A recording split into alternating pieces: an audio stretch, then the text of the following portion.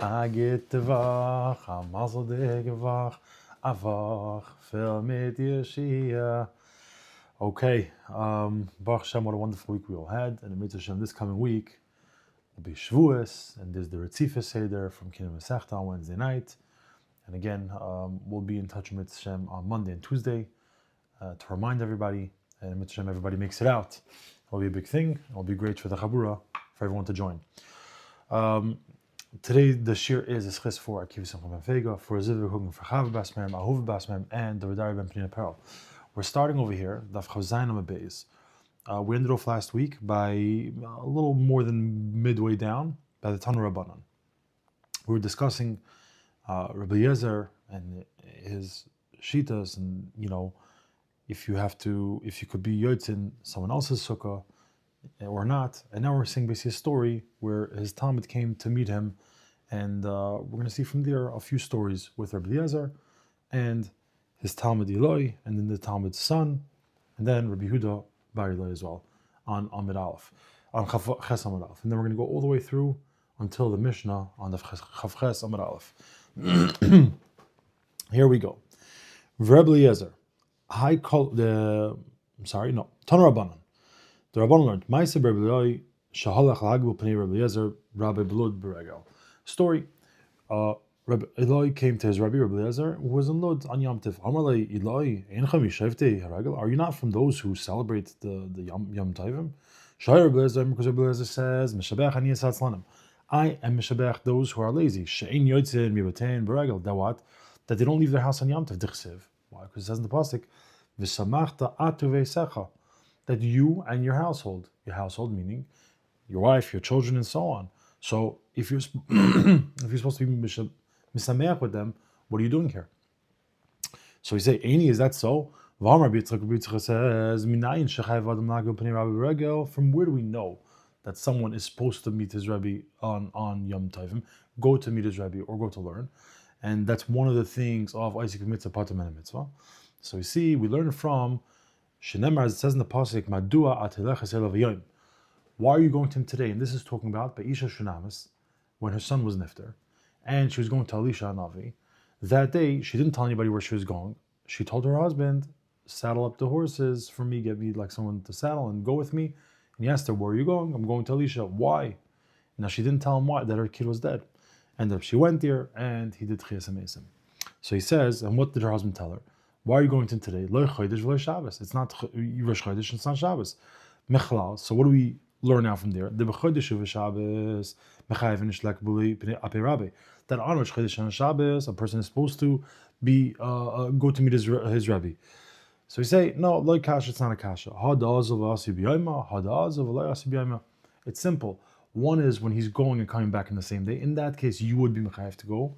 And in the case where you would not, which is this case where Rabbi Eliezer is telling his Talmud, reprimanding him, because he's telling him, boy, you're not celebrating Yom Tov, is that you can't make it back in time on the same day.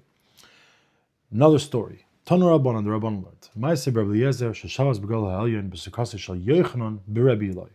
So this is Yochanan, the son of Rabbi Eloi, and Rabbi Eliezer went to him, which was in Gal ha'elyon. And it says, B'Kesari. So either Kisari, or some say it was Kisari, a different name of a different city.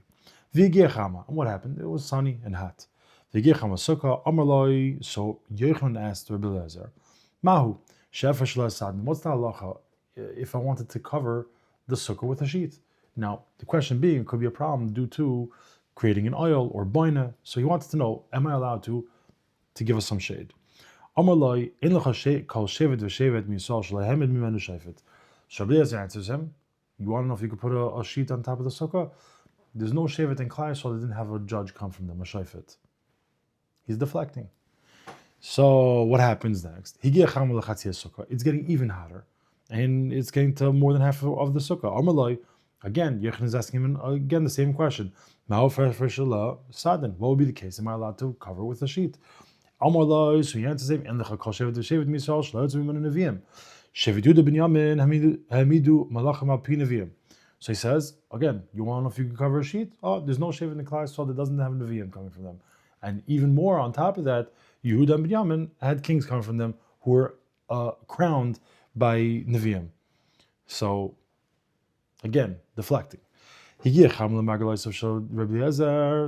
son came to the feet of Rabbi Eliezer. Not a Yechanan Sadin. So Yechanan went and he took a sheet and he spread it over the sukkah. Hivshel Rabbi Eliezer talisa la'achayrav v'yatza. So Rabbi Eliezer picked up his talis, flung it over his back, and he left.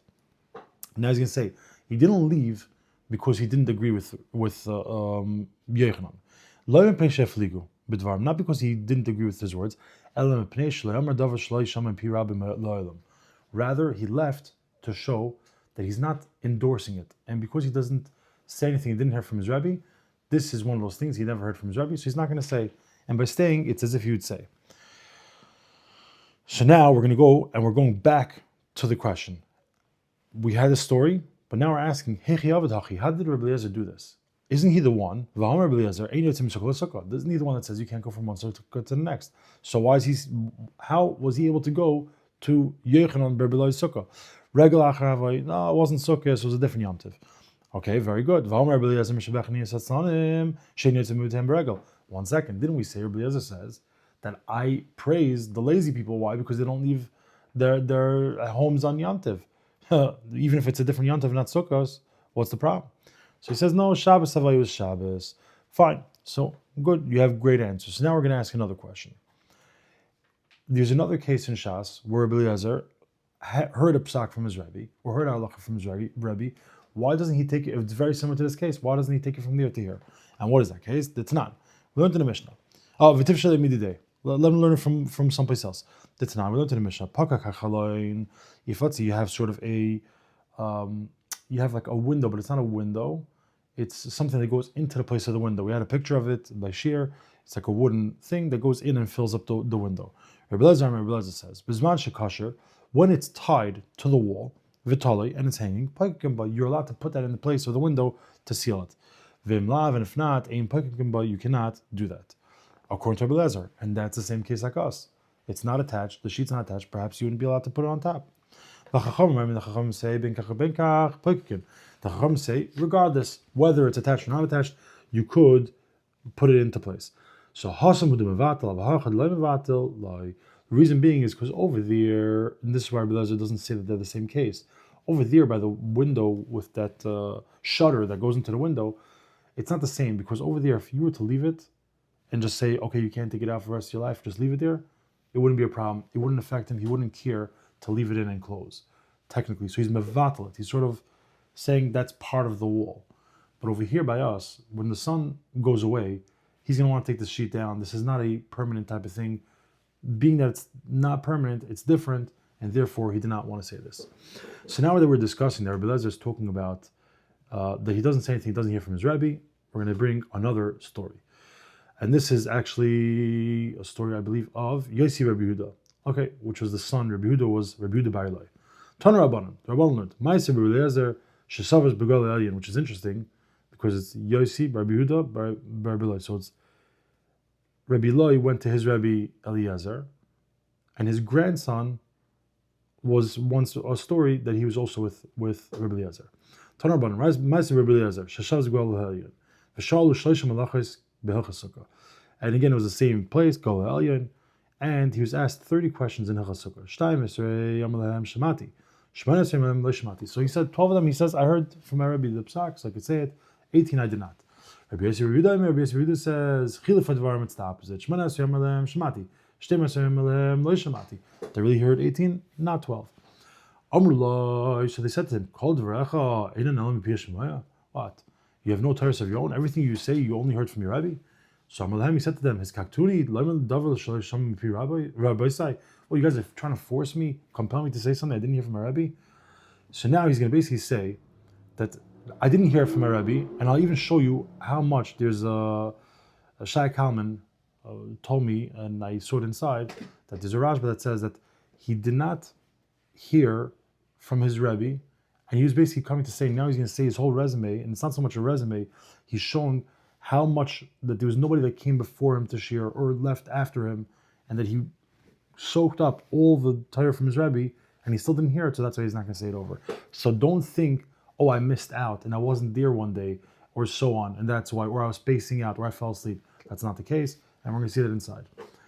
Miyomele kedamni adam beis hamedrash. No one ever came earlier than me to beis medrash. V'lo yashanti beis hamedrash, l'shinis keva l'shinis ari. And I did not sleep in beis medrash, not a light sleep, not a deep sleep. Again, trying to show I didn't sleep. I wasn't sleeping in beis medrash. I didn't miss out. V'lo yanachti adam beis hamedrash v'yatzasi. And I didn't leave over someone in beis medrash and left, meaning that there could be more Torahs discussed there. No, I was always there. I heard everything that could have potentially been said, and I didn't hear it. I didn't shmooze any stam shmoozerai. And another thing, I don't say anything I didn't hear from Rabbi Me'olam. Amru alav our Rabbi Yochanan ben Zakkai. So now that we're talking about him, we're going to talk about his Rabbi Yochanan ben Zakkai. Miyamav lo yisach sichas chulin. All his days he did not speak idle chatter. V'lo halach dal adam b'lei Torah. He didn't go 4 hours without Torah, b'lei tefillin without tefillin. V'lo kadmu adam b'beis hamedrash, and no one came before him to beis medrash. V'lo sham b'beis hamedrash lo yishinis keva v'lo yishinis ari. And he didn't sleep in beis medrash, not a light sleep, not a deep sleep. V'lo here b'mevayis hametanayfos. And what else? He also didn't have Torah thoughts in unclean places. V'lo heniach adam b'beis hamedrash v'yatza. And he didn't leave anybody behind in beis medrash when he left, meaning he was always the last one out. First one in, last one out. And we said that the way it could work out with Rabbi Eliezer and Rabbi Yochanan ben Zakkai is the one was the Talmud, the one was the Rebbe, each one on their level. You won't ever find him sitting bored and spacing out. Rather, you're always going to see him sitting and learning. Also, another quality, no one ever opened the door for his Talmidim because he was always the one. He was eager to show them kavod and bring them into learning, so he did it himself. And this is the main point. He also didn't say anything. He didn't hear from his Rebbe all his days. And he also said, he also did not say, he never said it's time to get up, go home. Besides for Erev Pesach and Erev Kippur, Erev Pesach to prepare for the Korban Pesach, and Erev Kippur to eat during Erev Kippur because it's part of the fast. And so too, Rabbi Elazar's Talmud was knowing the same thing after him. Tonu Rabbanon, the Rabbanon learned. Now we're going through the steps. Now we're going to talk about Hillel HaZaken, who was the Rebbe of Rabbi Yochanan ben Zakkai. Shmonim Talmidim hayu loy leHillel HaZaken. 80 Talmidim Hillel HaZaken had. 30 of them were on such a high level that they were worthy to have the Shekhinah rested them, just like Moshe Rabbeinu. And what happened? Just they were in a dar that wasn't on the level, so they didn't have it, but they were worthy of it. And 30 of them were right to have the sun pause in its tracks, just like Yeshua ben Nun. As from Beinim, and there were 20 in between. Total of 80. Gadol Shabikula and Yonis ben Azil. The greatest of all the Talmidim was Yonis ben Azil. Katan Shabikula and Rabbi Yochanan ben Zakkai. The smallest of all them was Rabbi Yochanan ben Zakkai. Amru alav al Rabbi Yochanan ben Zakkai. Shlo haniach mikra u mishnah. Now we're saying about Rabbi Yochanan ben Zakkai. He did not leave unlearned any Torah, Mishnah, Talmud, Halachos, Vagudos, Dikduke Torah. It's talking about the letters, Dikduke Seifrim, Terabonans, Kalam v'Chamurim, which is Kal v'Chomer, Gzei Shavos, and Gzei Shavos, Tkufos, Ugematrias, astronomy and Gematrias, Sichas Malachai Hasharis, the languages of Malachai Hasharis, V'Sichas Shedim, V'Sichas Dekolim. These are all types of languages that Rashi says, I don't know what these are. Mashalis Kufsin, parables or mushals of launderers, mashalis shualim, and parables of foxes, davar gadol v'davar katan. Whether something big or something small in Torah, davar gadol ma'aser merkava, the big thing is ma'aser merkava. Davar katan havayis dabai v'rava. Davar katan is the havayis of Abai v'rava. Meaning he learned through all the learnings that eventually Abai and Rava would go through. Now it's going back to saying about the shvach of Hillel HaZaken and his Talmidim. It's to be Mekayim what it says in the pasuk, Lahancha lehavi yesh, that I will fill their warehouses to those who love my Torah. And now we see, since the Katan Shebekulon, which was Rabbi Yochanan ben Zakkai, was so great, Gadol Shebekulon Achas Kama V'Kama, the greatest of them all was even more so, Amru Alav al Yonis ben Oziel. They said on Yonis ben Oziel, Beshash Yoshev Vaisi with Torah, at a time that he's sitting and learning, Kol Oif Shepreach Alav Miyad Nisraf, any bird that flew over his head was immediately burned. And Rashi says the reason being is because the Malachim came down and we came to listen to his Torah, and it burnt it all up. And so what do we say? Allah has come of account. If this was Yonis and Brazil, what about Hillel Zakin? It says that Yonis and Brazil, it burnt up anything that came within 4 amos of him. But for Hillel Zakin, it went much higher.